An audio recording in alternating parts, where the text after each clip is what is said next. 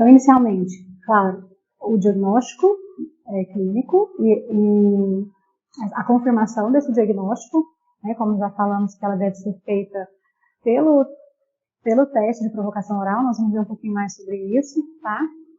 E avaliação e diagnóstico nutricional, a intervenção nutricional, que é caracterizada pela exclusão do alérgeno e uma adequação da dieta para evitar deficiências nutricionais. Deve ser feito um acompanhamento e avaliação da necessidade da suplementação sempre.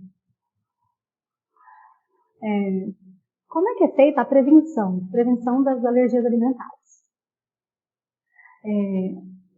A produção de IgA, a IgA, que é secretada pelos linfócitos B, ela é o principal mecanismo de defesa do trato gastrointestinal. E como é que a gente, onde é que tem, né, IgA presente de uma forma tão abundante como o colostro, né? O colostro é riquíssimo em IgA. Então, a principal prevenção que nós temos das alergias alimentares na infância é o aleitamento materno exclusivo, tá? É a amamentação na primeira hora, não só pela questão do colostro, né, que o bebê vai receber ali, ele faz uma capa protetora ao longo de todo o intestino, né, uma capa protetora de IgA, como também pelo contato pele a pele da mãe com o bebê, que coloniza esse bebê com bactérias da mãe, né? Então, o bebê que tem esse contato, né, na primeira hora e é amamentado com colostro, ele tem não só a proteção da IgA, como também a proteção das bactérias benéficas. A gente fala, é uma criança que fica com uma microbiota mais favorável. Então, e cada vez mais tem aumentado o número de pesquisas nessa área, né, mostrando a influência dessa microbiota adequada na proteção, na prevenção das alergias alimentares. Tá? Então, por esse mesmo motivo também evita-se, né, evitar a oferta do complemento de fórmula infantil sem a correta indicação, tanto na maternidade quanto depois, né? Então, a introdução precoce da fórmula infantil, ela é um fator de risco para o aparecimento de alergias alimentares. Também pela questão de poder promover a desbiose, né? Então, que naquele momento ali da amamentação o intestino não está sendo não só protegido pela IgA, né, blindado ali com aquela capa protetora de IgA, como também está sendo colonizado com bactérias benéficas. Quando entra essa proteína heteróloga, né, que é a proteína do leite de vaca, ele tanto quebra essa camada de proteção da IgA, como ele também promove uma desbiose intestinal, então aumenta a chance dessa alergia, né? Então, essa proteína heteróloga, a proteína do leite de vaca, ela é uma proteína que a gente fala grande, tá? E quando ela entra numa mucosa que ainda é muito permeável, né? O intestino do bebê, ele vai estar pronto ali, formado depois de 1 ano de idade. Então, enquanto isso, ele ainda é muito permeável e isso aumenta muito a chance da criança ter uma alergia alimentar. Né, principalmente que a gente está falando aqui do leite de vaca, que é o principal alérgeno na infância. Então, existem já muitas pesquisas nessa área, né, do uso de probiótico como prevenção, tanto durante a gestação, quanto para a mãe que amamenta e o bebê, nessa fase inicial, também aleitamento materno. Por quê? Porque essa microbiota ela atua na imunidade local e sistêmica, né? Então poderia ser uma forma de proteção contra a alergia alimentar, mas ainda não existe uma evidência científica fechada, né? Assim, para essa indicação. Então a gente fala que é uma recomendação de nível de evidência fraco ainda, né? Mas está cada vez mais crescente e cada vez mais se confirma quais as cepas indicadas na fase da amamentação. Então, vou responder essa pergunta. Para a mãe que amamenta e principalmente para o bebê, é indicado o Lactobacillus reuteri. Tá? O Lactobacillus reuteri, ele é um lactobacilo que ele veio ele foi extraído mesmo, assim, elaborado a partir do leite materno, então ele é presente também no leite materno, tá? E então ele já tem tido um efeito também comprovado na redução da cólica, tá? Como eu falei, ainda não é um nível de evidência científica de ter recomendação, por exemplo, está presente lá no consenso, né? Essa recomendação do uso de probiótico, ela está presente no consenso brasileiro de alergia alimentar, mas ele está presente como uma recomendação fraca. O que isso significa? Que ainda não existe um nível alto de pesquisas que comprovam, tá? Por isso que eu quero trazer esse detalhe aqui, que, assim, na prática clínica, na minha prática clínica, isso já é feito. De muitas pessoas, né, assim, essa suplementação com efeito de prevenção, ela acontece, tá? Mas que a gente ainda não tem um nível de evidência alto sobre isso, tá? O ideal é usar também cepas variadas, né? Ou a gente vai usar o Lactobacillus reuteri, ou usar diferentes tipos uma combinação de cepas diferentes. Então, precisa alternarem para cepas diferentes, a cada 30 dias eu posso usar por longo período sem precisar fazer cepas diferentes. Então, não precisa fazer cepa diferente, tá? Você pode fazer o uso do Lactobacillus reuteri, isso para criança e para gestante também, tá? E existem pesquisas diferentes, por isso que eu falo assim que ainda não tem essa evidência científica de qual probiótico usar, porque o kefir, o que acontece? O kefir, ele tem uma quantidade baixa de cepas, de número, né, de número de probióticos, né? Porque quando a gente fala em suplementação com probióticos, a gente está falando em várias, um número grande de cepas, quer dizer, são muitos, a gente fala 10 a nona, né? E a gente não consegue isso no kefir. Teria que ser mais de 1 litro de kefir para a gente conseguir a quantidade de probiótico que a gente tem numa suplementação através de um suplemento. E para crianças menores de 1 ano, sim, a gente está falando aí numa criança que tem mais de 15 dias. A gente usa o probiótico de 15 dias a 3 meses. Tá? Ou então ele pode ser utilizado também durante a gestação. Tá? E ele não tem leite, tá? Ele é só o probiótico mesmo. Então a gente tem que sempre, quando vai prescrever, avaliar o veículo, tá? Qual que é o veículo que esse probiótico tá bom? Mas vale a pena, sim, fazer essa suplementação. Quando a gente fala também de prevenção, é importante a gente não excluir alimentos da dieta da gestante, tá?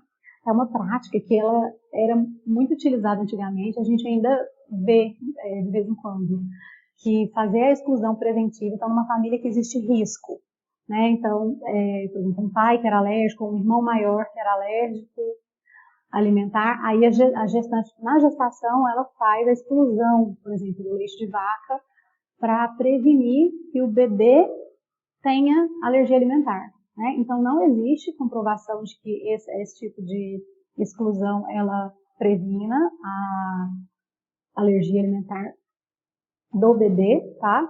Então sempre que uma gestante te questiona isso, a orientação é que não é necessário, tá? Fazer exclusão indevida e inapropriada de alimentos da dieta da gestante é um risco, tá? Um risco de que ela tenha um desequilíbrio nutricional. Então, não deve ser recomendado. E essa gestante deve ser o quê? Orientada sobre o aleitamento materno, sobre a importância de amamentar aquele bebê para a prevenção da alergia alimentar. Então, se ela está com essa preocupação também, né, a gente pode voltar no que a gente estava conversando sobre a questão do uso de probiótico, que pode ser recomendado, tá? O Lactobacillus reuteri, ou então realmente um mix com várias cepas, certo? Então, o que eu estou querendo dizer é que ainda não existe essa confirmação do que funcionaria melhor, né? Qual tipo de probiótico funcionaria melhor. Se vários ou se só o Lactobacillus reuteri.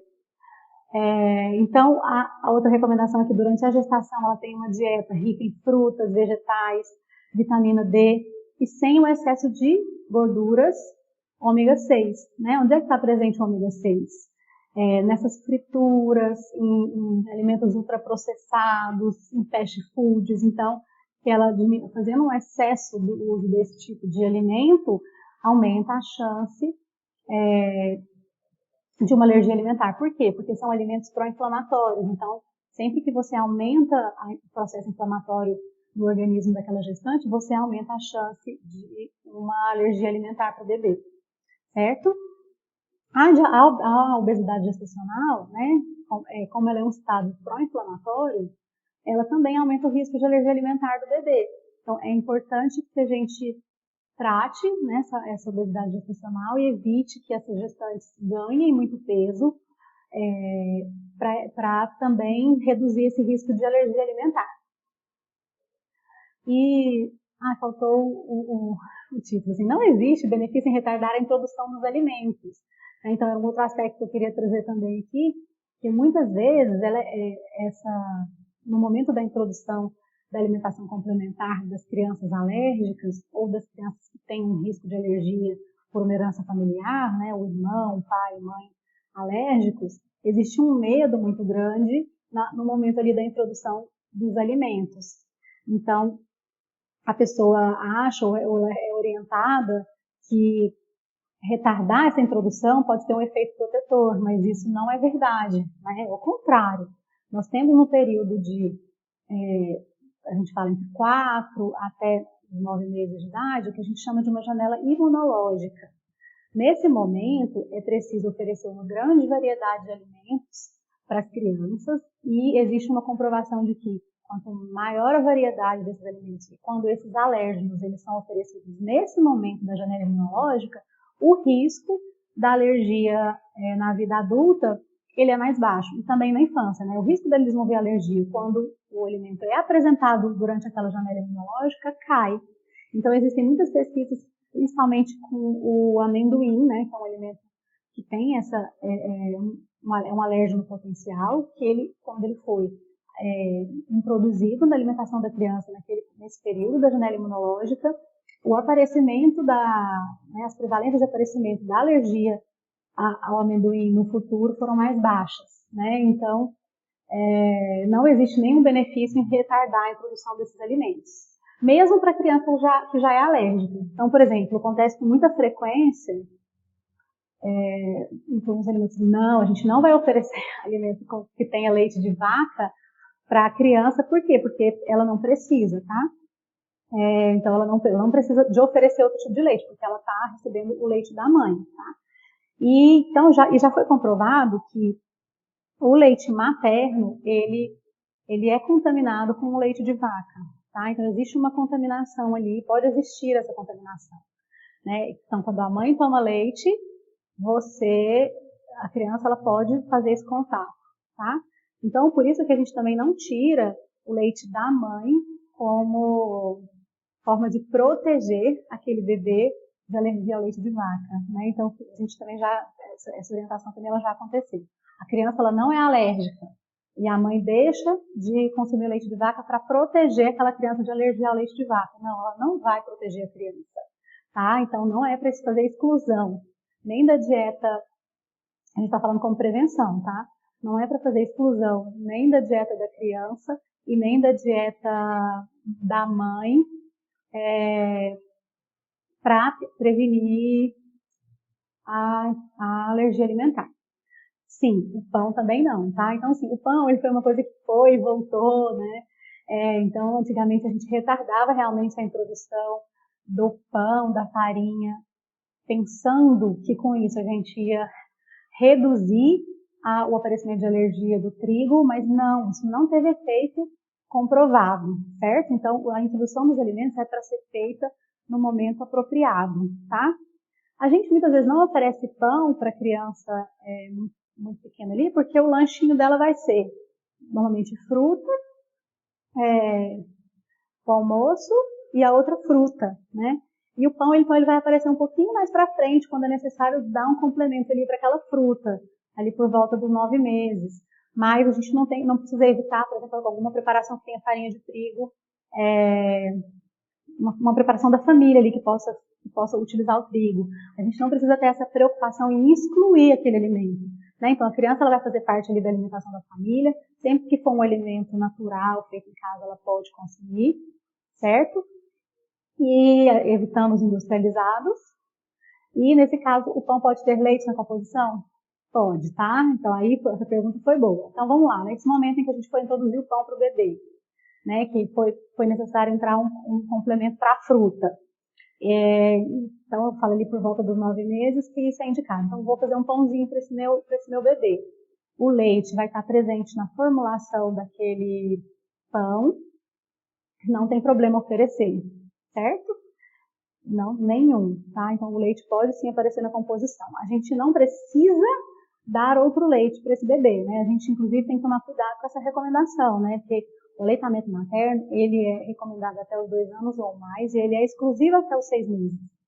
Mas, quando esse bebê vai começar a comer, ele vai entrar ali na alimentação da família e a gente não vai ficar preocupado, né? A única preocupação que a gente tem na introdução da alimentação complementar é com o açúcar e com o suco, que vai ser 0. Tá? Então é 0 açúcar e 0 suco, certo? Mas ali, dentro da preparação, se tem um leite naquela preparação, tudo bem, tá? Se tem um trigo naquela preparação, tudo bem, certo? Inclusive, a gente também vai dar um jeito aí de inventar uma preparação para essa criança ali que tenha farinha de castanha, para poder aproveitar esse momento da janela imunológica, tá bom? Porque normalmente, assim, como a gente deixa para introduzir a castanha lá para os 5 anos, né? Porque ela é um alimento com risco de engasgo, a gente perde esse período da janela imunológica. Então é interessante, sim, usar a castanha e o amendoim ali em alguma preparação, tá? Como ingrediente culinário ou uma farinhazinha. Mais alguma dúvida, gente? Vou passar para a próxima. E quando a gente fala em diagnóstico de tratamento, o teste de provocação oral ele é o método mais confiável para diagnóstico de alergia, tá? E eu vou ser sincera para vocês, na prática clínica a gente vê muito pouco, tá? O que a gente vê muito são diagnósticos feitos baseados somente no sintoma, né? Então, assim, a criança aparece com aquele sintoma, é feita a exclusão e não é feito o teste de provocação oral para poder verificar se realmente aquela criança tinha aquele sintoma. E não sei se vocês lembram lá, num dos primeiros slides que eu coloquei, o consenso brasileiro de alergia alimentar, ele mostra isso muito claramente, assim, são feitas 2 prevalências, uma prevalência com o teste de provocação oral e outra prevalência sem o teste de provocação oral. E os níveis de alergia, né, assim, que na verdade não pode ser considerado alergia, mas os níveis de alergia dessa alergia referida, eles eram muito mais altos do que os níveis de...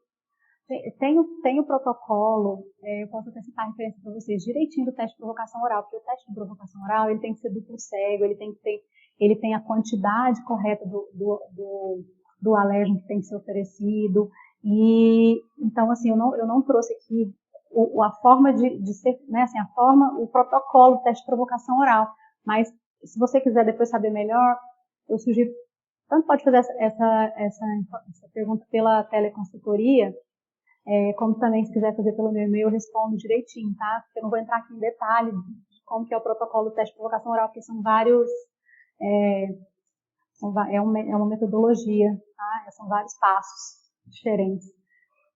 E também para alimentos diferentes. Pode entrar, tá? Pede lá pela teleconsultoria que a gente responde. Obrigada, viu?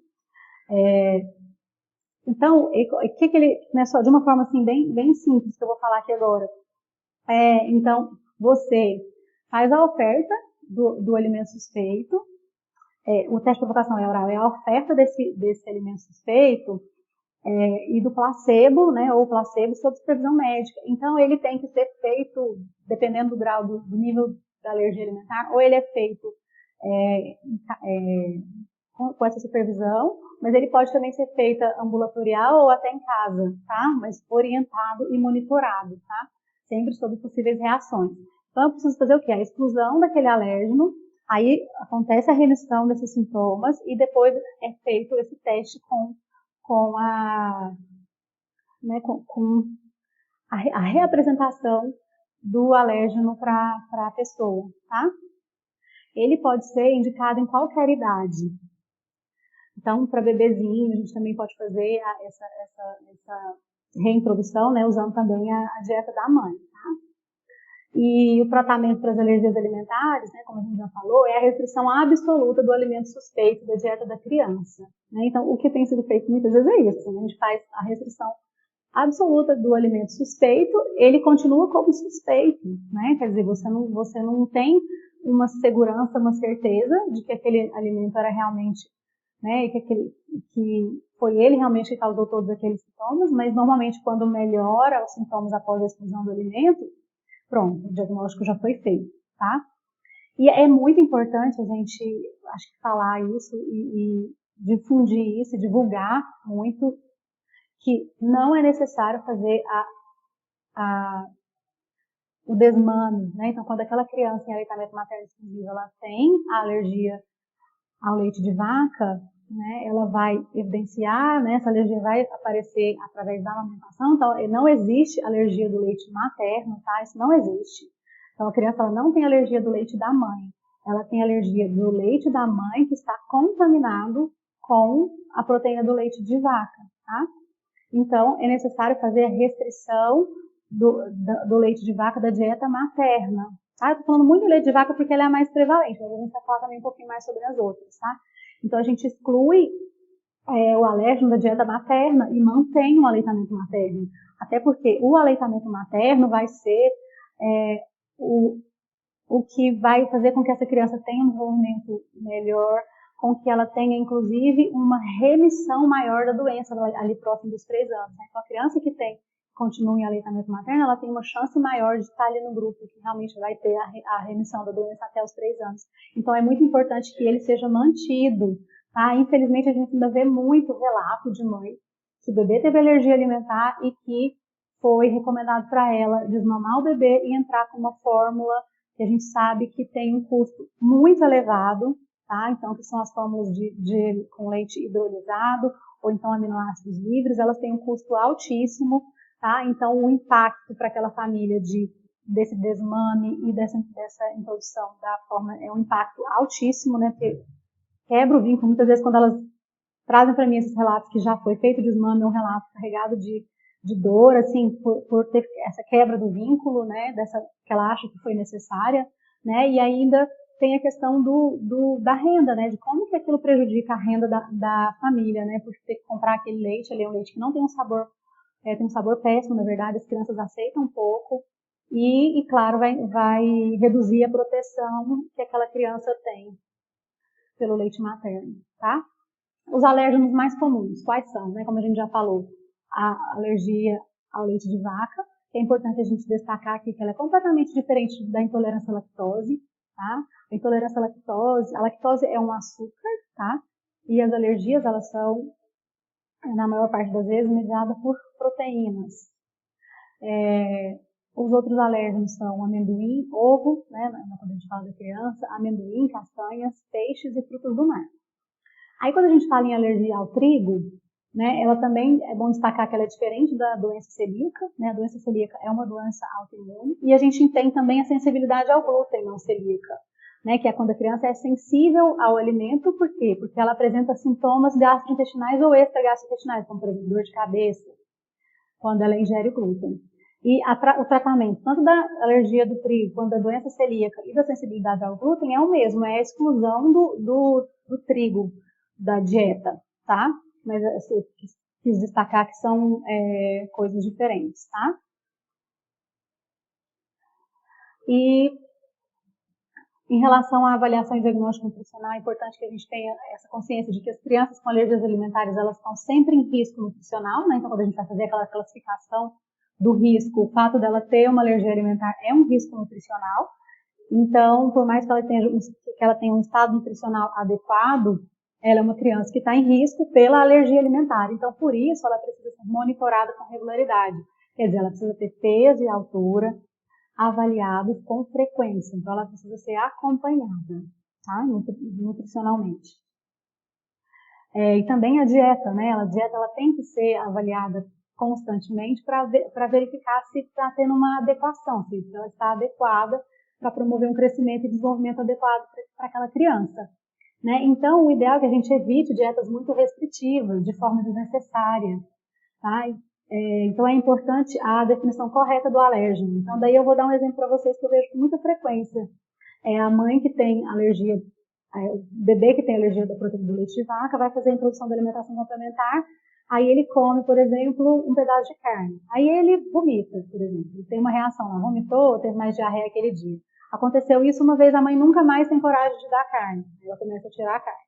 Aí às vezes tem algum sintoma com algum outro alimento, e ela vai tirando, ela vai tirando. Quando essa criança chega para o atendimento, ele está com uma dieta super restritiva, né? Então muito restrita. Isso promove um desequilíbrio nutricional, pode levar a um quadro de desnutrição, de déficit, de crescimento, de peso. Né? Então é importante, né, vou falar mais uma vez, a importância de um diagnóstico adequado da alergia alimentar. E então que a gente evite essas restrições desnecessárias. Então, fazer uma avaliação adequada do estado nutricional, sempre, né? Planejar e adequar a ingestão às necessidades nutricionais da criança, de acordo com os tipos de alimentos permitidos. Então, assim, temos aqueles alimentos permitidos, então temos que tentar adequar aqueles alimentos às necessidades nutricionais da criança. Para quê? Para que ela tenha uma oferta alimentar em qualidade e em quantidade também, né? Então, quantidade adequada e qualidade adequada. Então, por exemplo, se a gente tira o leite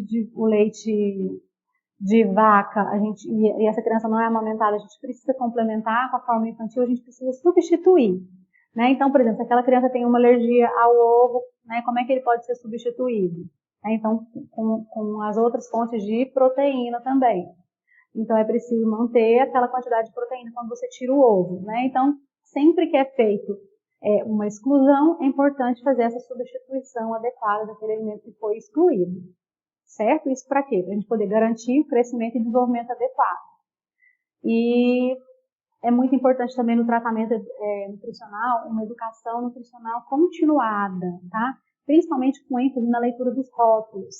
Por quê? Porque é impressionante, né, assim, quando uma criança tem alergia, por exemplo, à soja, fica difícil ela comer qualquer alimento industrializado, né? Então é importante que a gente educar e ensinar a fazer essa leitura de rótulos, sabe? Sempre trabalhando isso, né? Então, pedir para trazer os rótulos dos alimentos na consulta e explicando, tá? Para que aquela família vá cada vez mais aprendendo a fazer isso, entendendo melhor como fazer esse tipo de leitura, tá? E é importante também a gente fazer essa substituição, né? Ensinar a família a fazer essas substituições também pela qualidade de vida da criança. Porque começa a interferir, né? Então, uma criança que não pode consumir leite de vaca, ela fica restrita, às vezes, quando ela vai em alguma festinha. Então, é interessante a gente ensinar a fazer as substituições. Então, quando a gente fala de alimentação complementar, eu já falei um pouquinho, né? Mas eu vou detalhar aqui um pouco mais, que a introdução da alimentação complementar para as crianças que têm alergia ao leite de vaca ou outros tipos de alergia, ela deve seguir os mesmos princípios preconizados para as crianças sem alergia, tá? Então, não é necessária a restrição de alimentos contendo proteínas potencialmente alergênicas. Então, por exemplo, se ela só tem alergia da proteína do leite de vaca, você vai manter a introdução da alimentação complementar da mesma forma que você faria para outra criança. Né? Então, você vai oferecer todos os alimentos, ovo, peixe, carne bovina, frango, porco, da mesma forma, tá? O que a gente vai fazer é evitar a introdução simultânea de 2 ou mais alimentos fontes dessas novas proteínas, né? Porque, por exemplo, se você dá ovo e peixe no mesmo dia, como é que você vai saber? E ela teve algum sintoma, não tem como você saber o que foi que causou, tá? Então, a ideia é que ofereça esses alimentos ali em dias separados, às vezes intervalo até de 3 dias, para a gente não ter essa confusão, tá? Mas ali, entre os 6 meses e os 9 meses, todos esses alimentos têm que ser oferecidos, tá bom? Porque a gente só vai saber se a criança tem alergia se realmente ela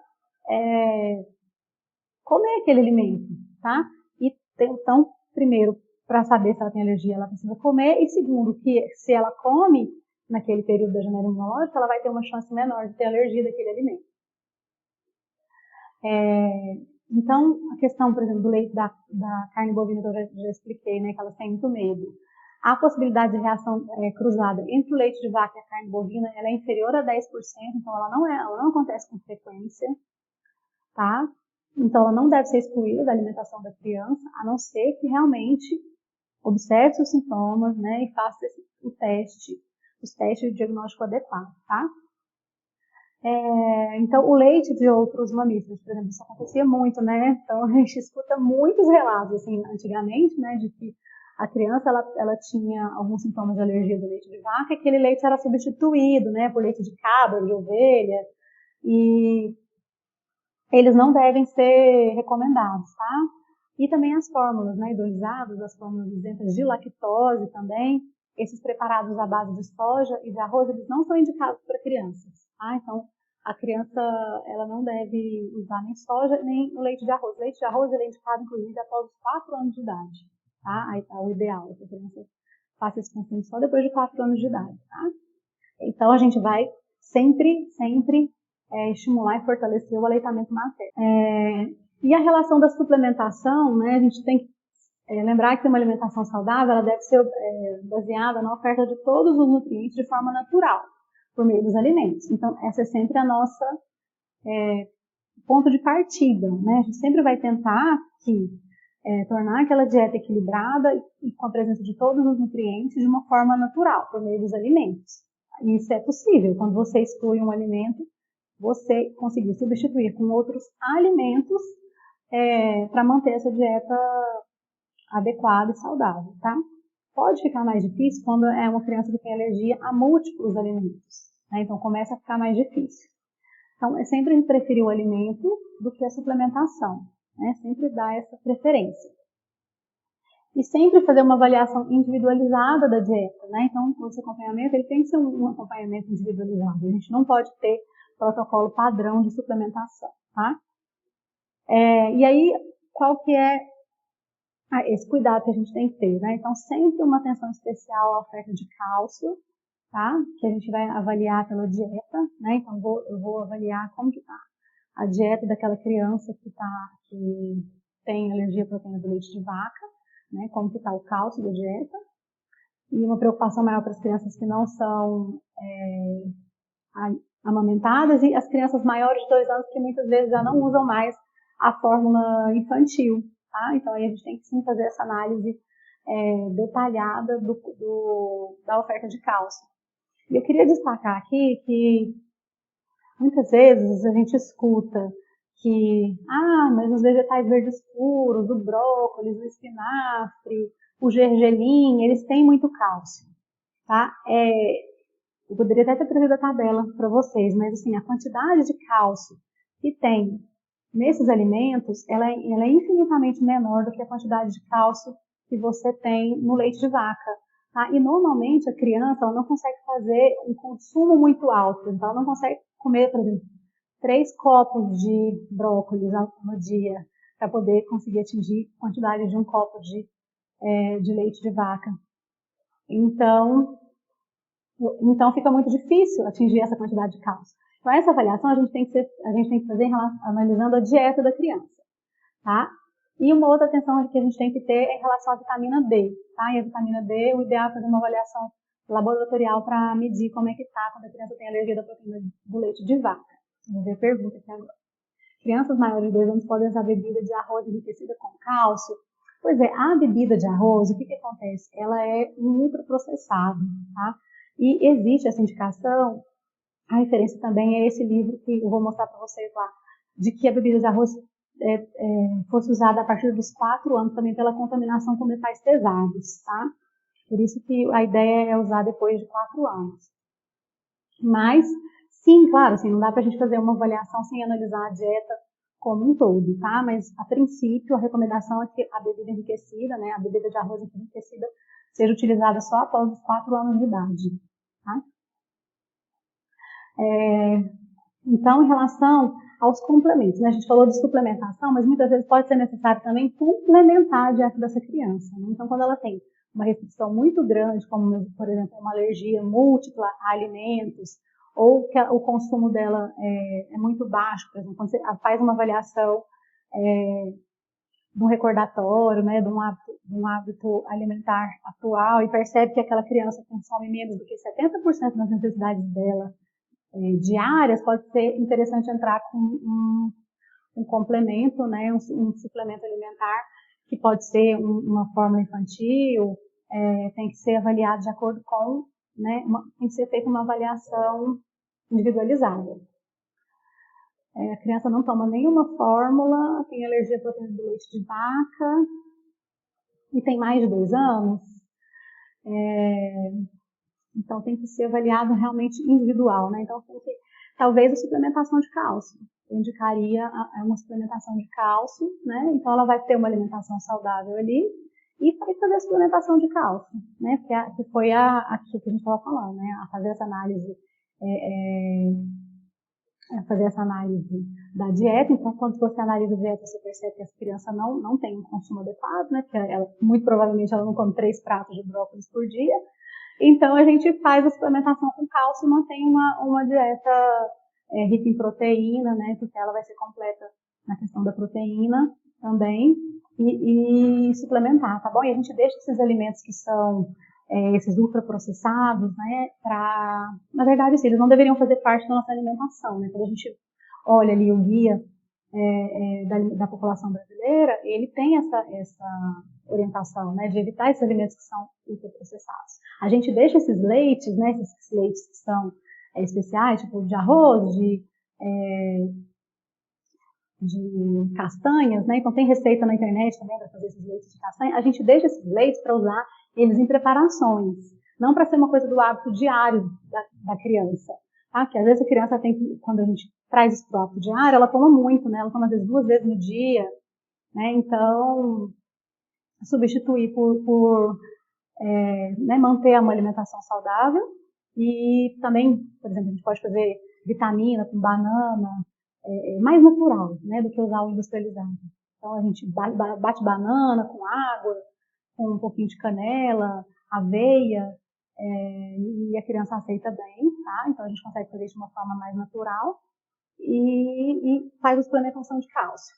Quando a gente fala em educação nutricional, eu quis trazer esse slide para vocês só para talvez assustar um pouco, porque como a gente tem que trabalhar com os nossos pacientes, né? Então essa lista aqui, ela é de nomes com os quais a gente pode encontrar o leite presente nos alimentos. Então, a proteína do leite de vaca, ela pode ser encontrada nos alimentos industrializados com todos esses nomes. É importante a gente trazer isso para o nosso paciente, tá? Então, se ele encontra lá no rótulo caseína, proteína do soro, whey protein, lactobumina, pode ter leite, tá bom? Lactose, pode ter leite também. Pode ter a proteína do leite também, tá? Então, hoje, né, a legislação protege os alérgicos. Então, quando tem qualquer tipo de contaminação com leite de vaca, é preciso que tenha escrito, né? Então, esse alimento pode conter leite. E é triste, porque muitas vezes o alimento, você lê os ingredientes, não tem nenhum ingrediente ali que poderia ter leite, mas como ele é fabricado talvez numa mesma máquina, que possam ter produtos que tenham leite, ele tem que colocar esse aviso, tá? Então, porque realmente não pode ter essa contaminação cruzada, né? Então, ele tem que ser um alimento limpo para poder ser destinado para os alérgicos alimentares. E agora falando em intolerância, né? Que é a parte boa, tá? A maior parte dos alérgicos à proteína do leite de vaca, como a gente já falou, né? 10% de todas as alergias, a criança vai adquirir uma tolerância ali nos primeiros 3 anos de vida. A alergia da proteína do leite de vaca é mais alta um pouco, ela está ali por volta dos 3% das crianças que não vão ter essa tolerância, tá? E acontece também uma tolerância que pode ser até anterior aos 3 anos de vaca, que é o que a gente chama de baked milk. O que significa isso? Uma tolerância ao leite em produtos assados. Então, assim, a criança ela pode consumir ali algum produto de panificação que tenha leite, mas que tenha sido assado por mais de 30 minutos em mais de 180 graus, tá? Então, normalmente, essa criança, por exemplo, tolera um pão de queijo. E esse consumo desses alimentos assados, ele também contribui para que a criança adquira essa tolerância clínica antes dos 3 primeiros anos de vida, tá? A gente só fala que não precisa obrigar a criança a comer, tá bom? Então, se ela não gosta, não quer aquele produto assado, tudo bem, mas se ela gosta e aceita, então a gente oferece, tá? Por quê? Porque melhora ali a qualidade de vida, aumenta a oferta de produtos que você pode oferecer e contribui também para que ela adquira essa tolerância clínica, certo? E como é que a gente faz isso também? Pelo teste de provocação oral, tá? Para poder saber se você já adquiriu a tolerância ou não.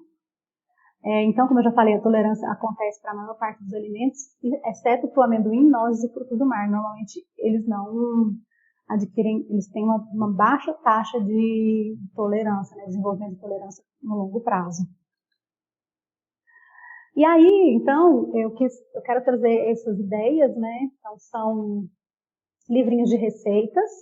Esse Instituto Girassol era um instituto de apoio aos alérgicos alimentares. Ele tem esses 3 livrinhos aí, que são receitas culinárias para crianças com alergias a múltiplos alimentos, receitas culinárias para crianças com alergias testa e essas receitas gerais. Tá? Esses são 3 livrinhos, vocês conseguem acessar eles pela internet mesmo, tá? Basta digitar Instituto Girassol, receitas da alergia do Instituto Girassol e baixar, tá? Então é um material excelente para a gente divulgar, para a gente oferecer para os pacientes, indicar, mandar, né, para eles pelo WhatsApp, porque ajuda muito, tá? As receitas são ótimas e tem para todo tipo de alergia de ovo, alergia de trigo, alergia de leite, tá? Então, uma solução, né, eu falo que a receita ela é uma solução, né? Então, uma solução que traz essa qualidade de vida.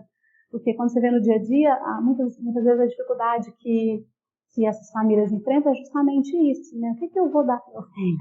Né? Claro que a gente tem que se basear numa alimentação saudável do dia a dia, no arroz, feijão, vegetais, a carne, né? Quando não tem alergia da carne, ou então trocando a carne por algum outro alimento que a criança possa consumir.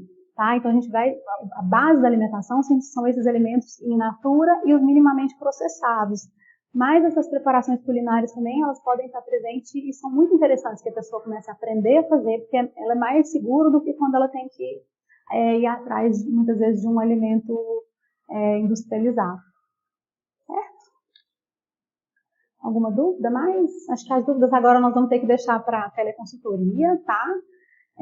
Eu também vou deixar o meu e-mail, não, aqui são as referências, tá bom? É um livro de terapia nutricional nas alergias alimentares, a 2ª edição da editora Pneu, e o consenso, tanto parte 1 quanto parte 2, tá? O consenso brasileiro de 2018, ele é um material excelente. Eu recomendo a todo mundo que quer saber mais fazer a leitura desse material, tá bom? Muito obrigada a todos. Tá aí o e-mail, Instagram, é isso aí, obrigada.